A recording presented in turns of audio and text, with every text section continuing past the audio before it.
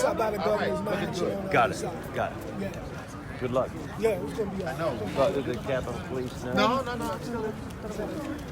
Can you just go this Steve, way? make a hole, make a hole. Reverend, Well, from my hometown. What's up, baby? I want to get you back on the show. That's how you do. All right. What's up, man?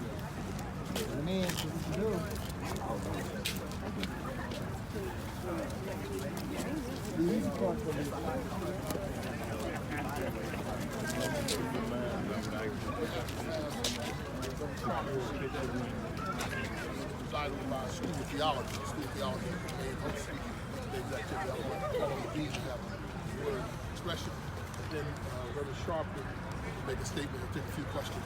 Seeks justice and dignity for all humankind. Certainly we're grateful that Dr.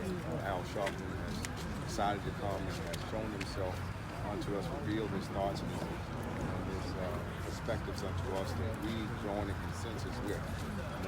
That is that there needs to be a great accountability for all such unjust acts that chew away at the fabric of who we are as a people of Africa.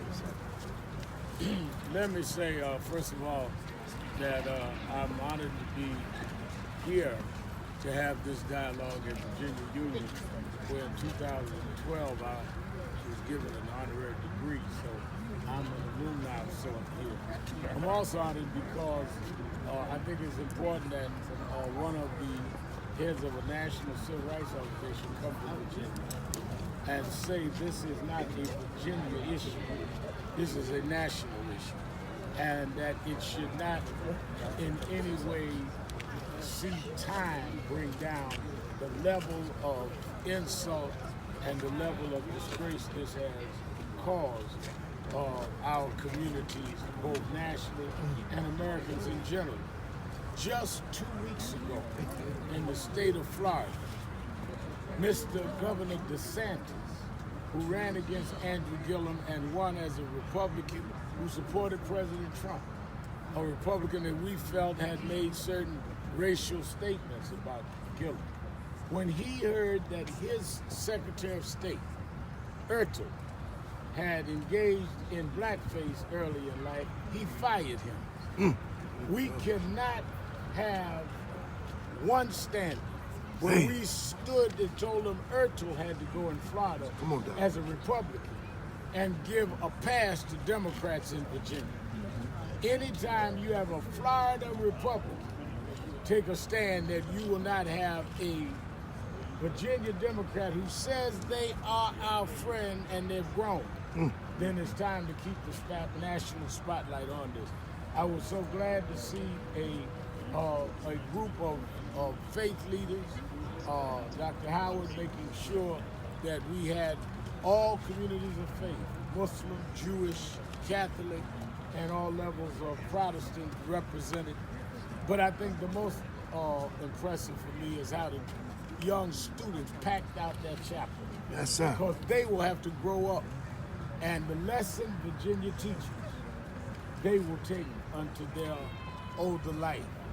Do you have to be accountable? Come on. For things that you do? Yes, the governor can be forgiven. Yes, the Secretary of State can be forgiven. But forgiveness without a price is not forgiveness, it's a pass. It's an excusing them. And that should not happen, and that should not be, in my opinion, tolerated. I'll take any question. Reverend, 400 years later, do you think this country is ever going to move past this? I think that 400 years later, we made some progress, but we're nowhere where we need to be. Will we move past this? I don't know. But I'm determined that if we don't, it won't be because people like me didn't try. All right. If there are other political leaders who are going through their years of surrendering, if they have anything in their past, can you point to them to come out? They ought to come out publicly. Everybody should have a yearbook or whatever archives vetted and come out with it. I think one of the insults of Governor Northam is he never addressed this till somebody else came out with it. And then came one night, story Friday night, another Saturday morning.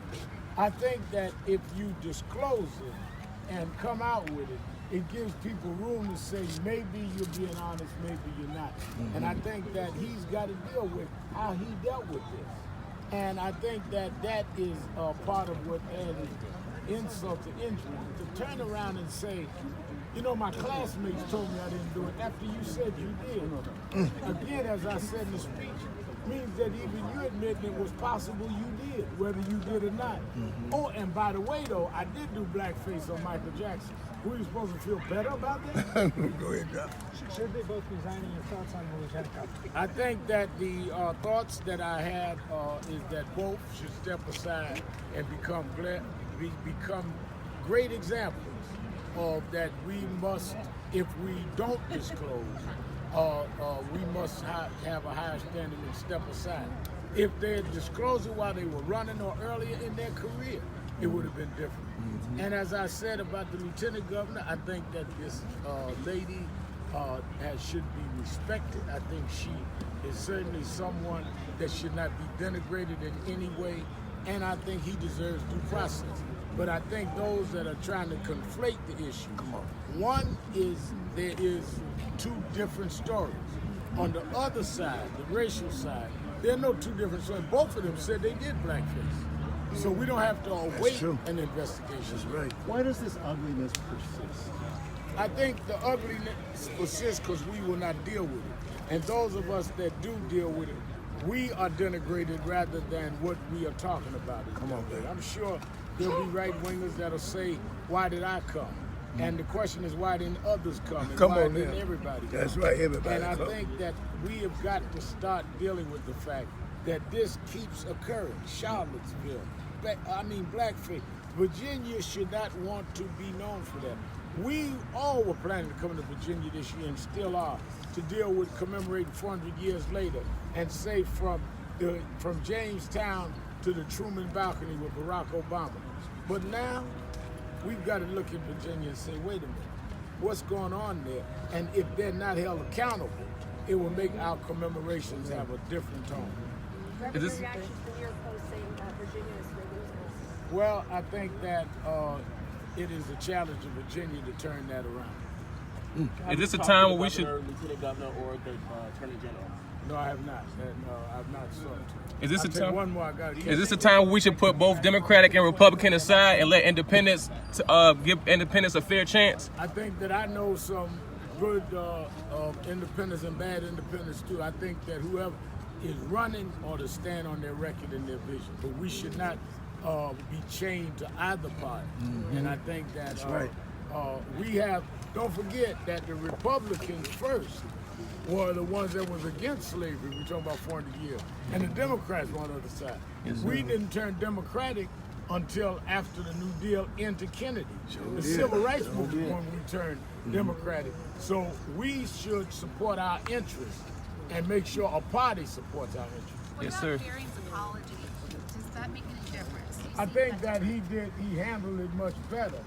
And I think that it is something that you should hear, but I think he can set an example by saying, and therefore will step aside and become a spokesperson for reconciliation. You gotta have one standard. No one in Virginia is talking about what happened in Florida with Ertel just 2 weeks ago. Come on. That set a national standard. It would be lowered in Virginia if these gentlemen walk away. That's right.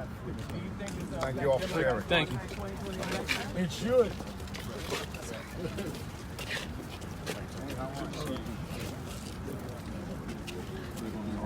All right.